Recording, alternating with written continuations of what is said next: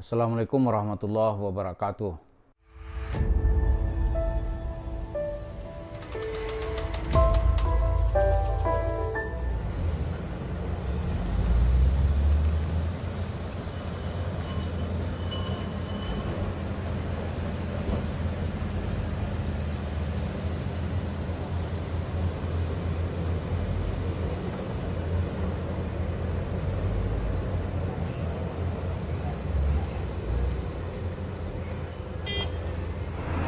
Dua satu 2105 jam 2105 1 Eksa 2 Artik.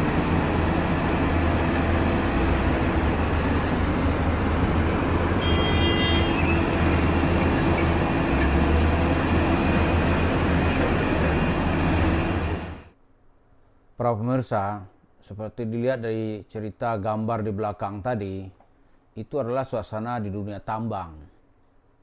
Kenapa cerita ini kita angkat? Karena Yusuf Mansur itu menjual cerita tambang. Dia untuk mendapatkan raup uang sedekah itu dijualnya dua. Yang pertama itu cerita tambang yang menguntungkan gitu. Wah, ini duitnya seperti mencetak uang. Yang kedua dia jual itu Ma'had Tahfiz Quran, Darul Quran gitu. Jadi disatukan.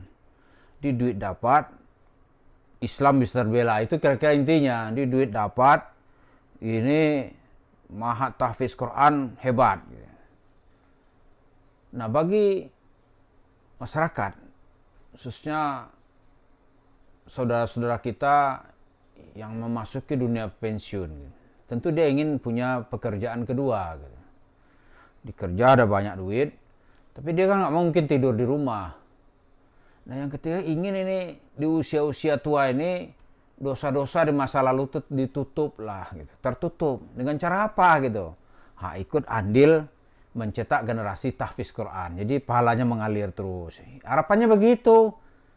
Taruhan deh kalau nggak begitu. Kalau hanya diajak cerita prestasi, dia nggak akan mau orang-orang ini. Nggak akan mau dia. Tapi ada rayuan berikutnya nih dari Yusuf Mansur nih. Itu yang disebut dengan uangnya akan diserahkan untuk mencetak para tahfiz. Oh, itu dia. Tahfiz Quran. Seperti cerita itu mendapat keuntungan, misalnya sebulan itu kira-kira dapat keuntungan itu sekitar 29 atau 30%. Karena sekali angkut itu bisa dapat untung 11%. Make sense itu. Secara cerita itu masuk akal kalau di batubara. Kan trading, orang trading kan biasa dapat segitu.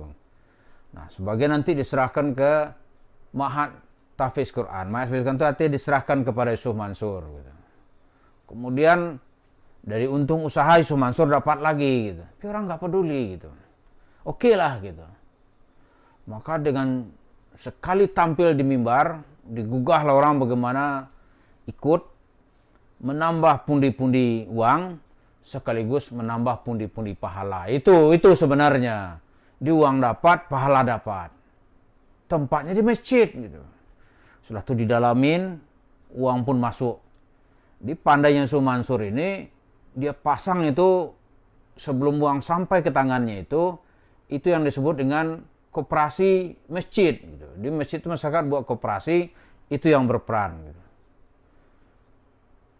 Pada saat itu uang yang masuk itu cukuplah untuk membeli tambang di zaman itu dan bisa bekerja di dunia pertambangan. Jumlahnya kalau bagi kita itu fantastis. 55 miliar rupiah. Wah, itu wow banget itu. Tapi apa yang dilakukan oleh manusia licik gitu. Di manusia licik itu nggak ada artinya itu uang segitu. Caranya dia tuh pertama ya 1 bulan pertama dia kasih lah sesuai perjanjian. Uang itu juga yang dia pakai, yakin kita. Pakai 11%. Senang orang. Bulan berikutnya kasih lagi. Wah, ini ada masalah nih, kasih 6%. Orang masih belum kesal gitu. Bulan berikutnya kasih 5%. Cuma arti kan 2 bulan itu. 2% dari janjinya gitu. Bulan ketiga atau bulan keempat dia mulai menghilang. Batu baranya cerita sayonara, bye-bye gitu. Omong kosong aja. Orang mulai gelisah. Karena mulai gelisah, Su Mansur tampil lagi sebagai penyanyi. Akan dicicil, akan dikembalikan. Orang senang. Ya udahlah, kalau nggak bisa ya udah kembalikan aja. Kan begitu kira-kira. Tapi setelah itu dia mulai kabur, nggak bisa dilacak lagi.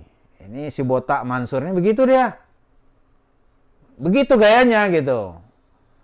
Terakhir nanti orang-orang yang dia pasang tadi pun hilang. Ada satu dua yang ngecek ke Kalimantan sana itu, ternyata tuh yang dicontohkan atau yang dipresentasikan itu batu orang lain, bukan batu perusahaan yang disebut tadi. Cuma karena masyarakat nggak kritis ya udahlah, benar ini gitu. Dia terpengaruh dengan cerita dan keuntungan, dapat pahala lagi. Udahlah dia bayar. Begitu udah bermasalah mulai ribut. Su Mansur cuek-cuek aja dia. Dia berlindung nanti mana bukti hukum.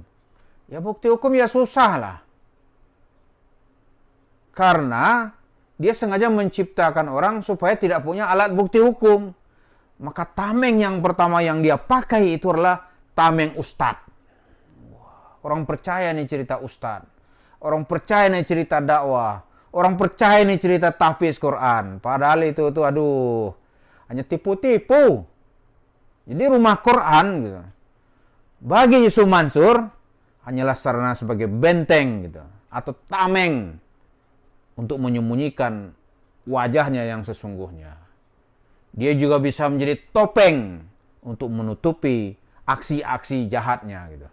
Tapi berjalannya waktu ternyata gitu, memang ini sebuah modus operandi bagaimana meraup uang jemaahnya dari mimbar ke mimbar, dari masjid ke masjid, sehingga dia menjadi seorang yang sangat kaya raya. Tipu aja nih, maka menjeritlah gitu. Begitu menjerit ya satu dua ada yang berani ke pengadilan. Yang lain dia berdoa aja gitu. Apalagi itu yang besar-besar itu, ada yang satu orang berinvestasi 5 miliar. Waduh, itu luar biasa. Kemudian mengebacot lagi dia cerita-cerita dunia saham gitu. Omong kosong aja. Nah, itulah yang dilakukannya, bagaimana dia menampilkan ya presentasinya itu yang sangat-sangat masuk akal. Dia carilah orang-orang yang ahli dalam trading batubara. Nah, ini bukan tidak sampai di sini aja, nanti kalau ada apa lagi yang tren dia akan bergerak pula di situ gitu. Misalnya emas tren, dia akan jual cerita proposal emas. Padahal 1 meter tambang pun dia nggak punya. Kemudian dia cerita batu bara gitu. 1 hektar atau katakanlah 1 hektar tambang pun dia nggak ada gitu. Terus kemana dia mau tuh? Trading kan bukan hal yang mudah. Ada perusahaan-perusahaan besar bisa bangkrut. Karena masyarakat kita nggak tahu mana bukti pemesanan atau kontrak dengan apa ya, dengan yang membutuhkan. Nggak ada. Misalnya dengan Indonesia Power, mana kontraknya bahwa kita memang benar-benar mendapatkan pesanan batubara, kontrak berapa lama dan berapa banyak gitu. Masa kita nggak sampai ke situ dia meneliti gitu. Tahu-tahu akhirnya uangnya udah hilang. Begitu uangnya hilang, Su Mansur nggak bisa dihubungi. Begitu nggak bisa dihubungi, ya sudah. Dia mulai cuap-cuap di tempat lain nanti. Mulailah cerita aneh-aneh dia karang. Ada kadang cerita palsu, cerita bohong, cerita fiktif. Bahwa sebenarnya itu pencurian gitu.